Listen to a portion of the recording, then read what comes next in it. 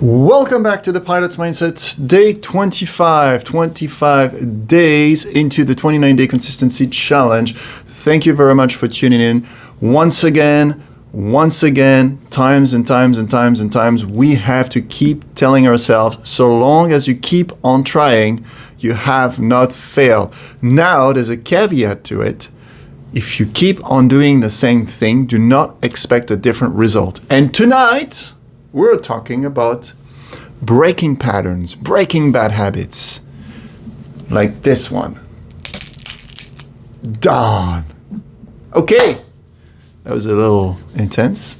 Anyway, let's get in the subject. So, 95%, it's a known fact, 95% of the way we speak, of what we talk about, of the way we act, comes from our subconscious mind. What does this mean? It means that 95% of the time we are just functioning on autopilot. Do I want my airplane to fly on autopilot 95% of the time?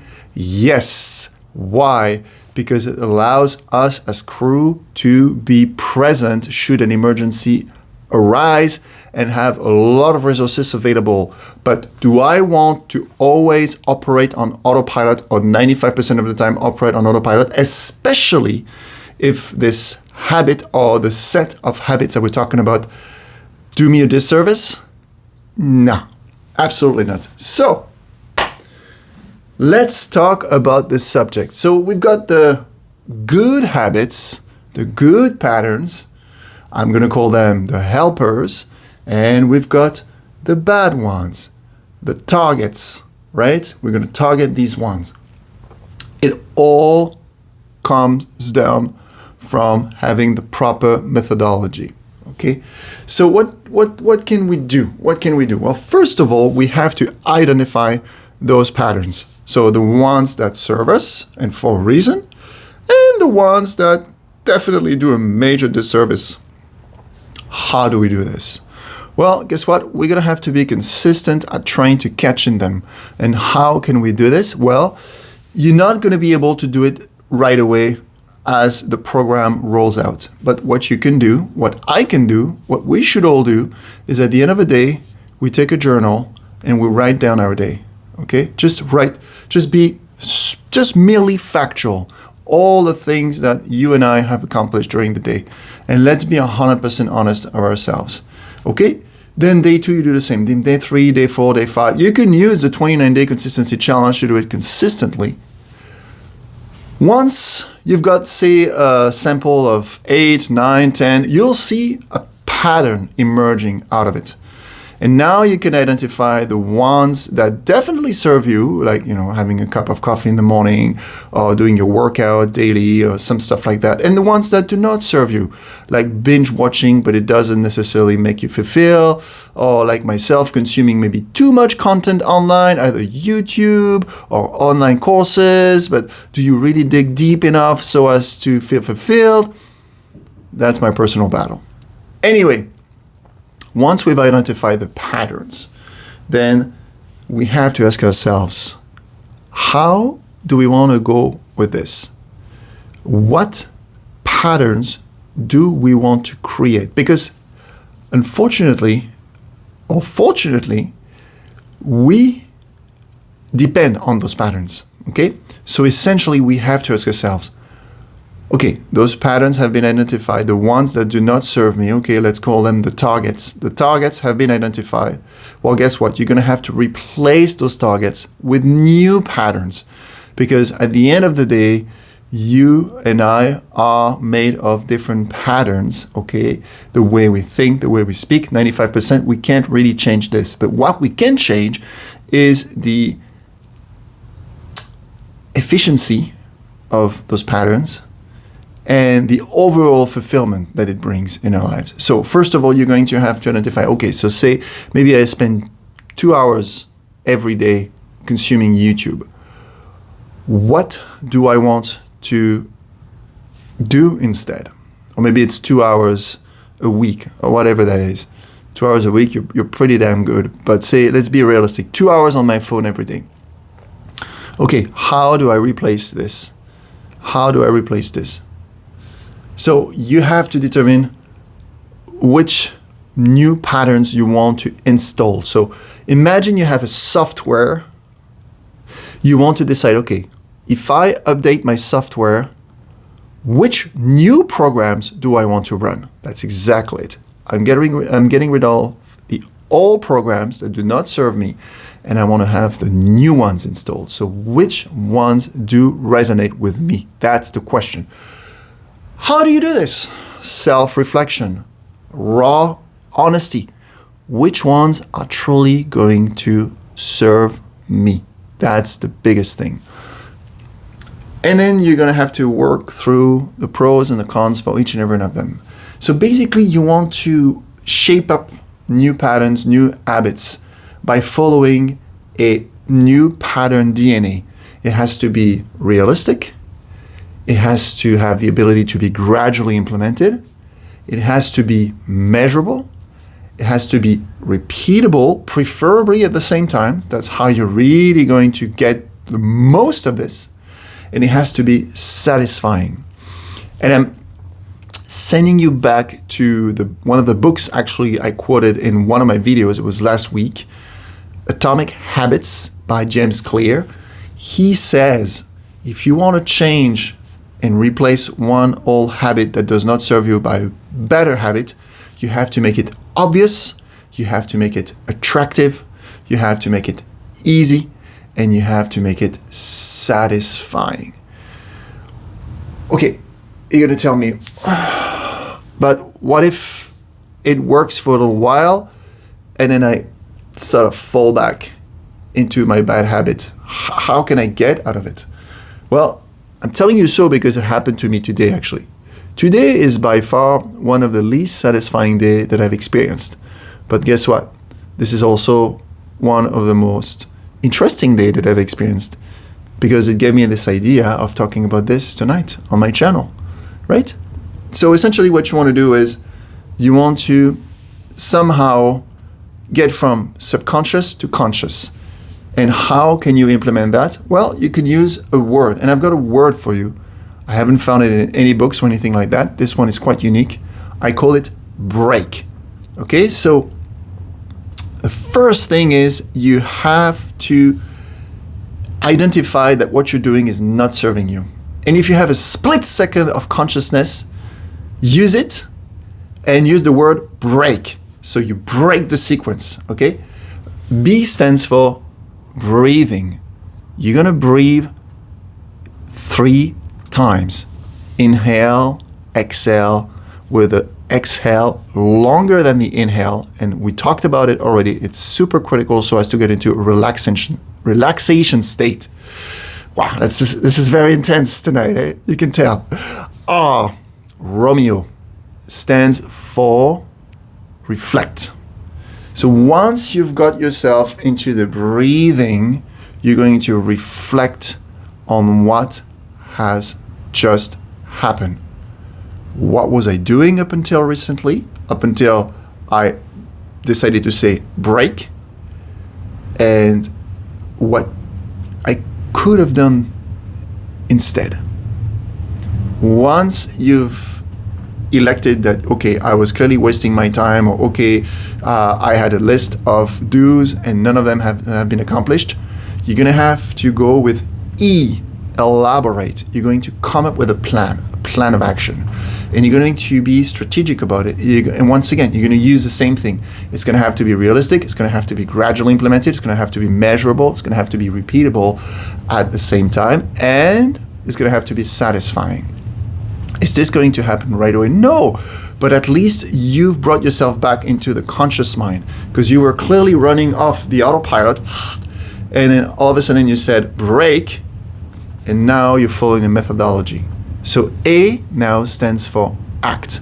Now you're going to act on it. What are you going to do? Well, it will depend on what you decided on your elaborate part. And last, but super critical, super important, you're going to make sure that you are kind. K stands for kind.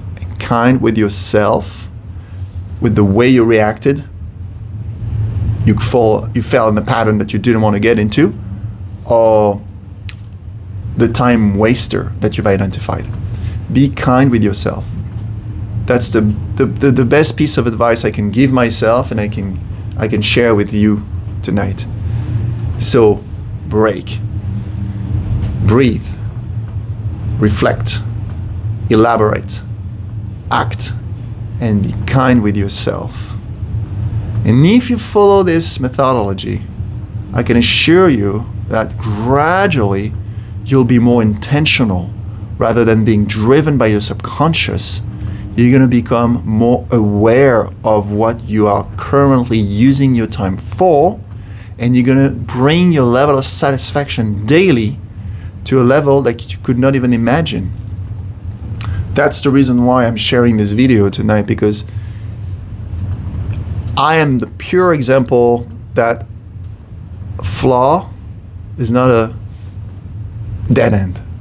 It's actually the soil that's going to nurture the flowers, the improvement that's about to spring. Today was a day of, it's not a failure, but falling off the wagon, okay? Yes, I'm making a video, so I'm still within the consistency challenge. By the way, only 4 days left until we complete this challenge. Congratulations to each and every one of you. The usual, right? But all I'm trying to say is we are in this together. We are fallible. We're human beings. We're not perfect. We're not robots. But so long as we keep on trying, and so long as we think about what we can do so as to improve ourselves, so long as we have the will, the passion to do better, to help others, help ourselves, then we are going to have a much better life. And eventually, if we all do this, the whole point is we'll live in a much better world. You would think. I hope it's going to be that way. Let's just be optimistic, okay? Anyway, you're going to have to become your future self. If you want to change your habits, you're going to have to become your future self. And one thing I haven't touched on yet is the emotional side of it. So of course you're going to practice this new habit, this new pattern. You're going to become the driver. You're going to be in the driver's seat instead of being in the passenger seat, okay? And you can do it through meditation. We talked about it. Visualization. We've talked about the technique. You're going to have to act and think as if you had already achieved it. Let me explain. When you're in your meditation, remember, you get into your meditation by the breathing technique. Once you're in your meditation, try to feel how it would be,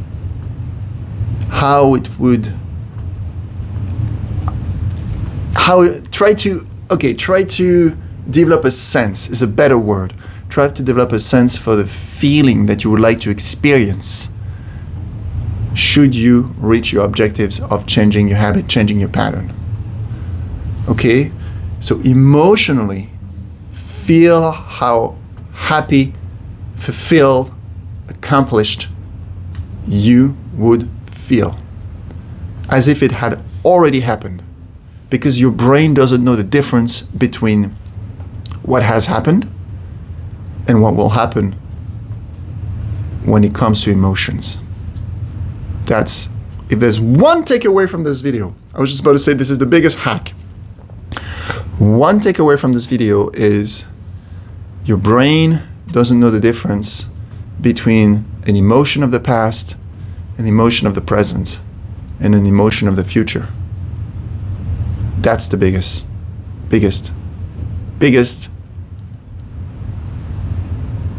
trick that you can use to your advantage. And of course, once you start feeling this, even if it hasn't happened in your day-to-day life, if you start developing a sense of gratitude, a gratitude for these habits that no longer served you but helped you, almost like a launching pad, then you'll do even better. So I am very grateful today because I clearly fell off grace by consuming too much content, thinking that I was learning stuff, but actually I was not going deep enough. But I'm using it tonight to make this YouTube video, to share it with you, and to build upon, to use these as roots so as to emerge from the ground and do something much better. And last but not least, one piece of advice that I am slowly learning is you have to surround yourself with the right people, the right type of energy. Because altogether you can celebrate the small wins as you see the incremental changes. You can hold yourself accountable as many times as you want in a journal, for instance. But if you have friends that keep you in check, or family that keeps you in check, it's even, I shouldn't say better, but it's as equally powerful as your own journaling. Patterns are part of life. Patterns are part of the way we function. But once again, if we identify the ones that do not serve us and use a methodology, identification is definitely the bottom line, the beginning. If you can capture it when it happens, use the analogy break, breathe, reflect, elaborate, act, be kind. Then you will consciously be able to get into another world of building new patterns that will serve you and will improve your life significantly. That's all I have for tonight. I hope that it was helpful. If you would like to share any other techniques that help you getting off your not so grateful, not so helpful, I should say, patterns, drop a line in the comments and then we'll talk about it. It's an exchange. Yes, I am behind a camera. And yes, I've been talking for 17 minutes, over 17 minutes, but this is not the point. The point is to help each other. You and I are in the same boat. I am an airline pilot about to head back to work. I was on medical leave. I had a minor surgery. And let me tell you that over the last 6 months, it's been a battle to have a structured life. But as I'm creating those YouTube videos, I'm finally starting to identify the patterns that do not serve me and the new ones that I want to create. So if you're watching this video, there's no other way to say that you and I, we are in the same boat. Life is not easy. Life is not perfect. But like Tony Robbins would say, life does not happen to you, it happens for you. Get back in the driver's seat. We will see you on the next episode. Once again, we're nearing the completion of this challenge. I hope that you are as excited as I am. As usual, keep the blue side up. And work on those patterns. All right. Ciao.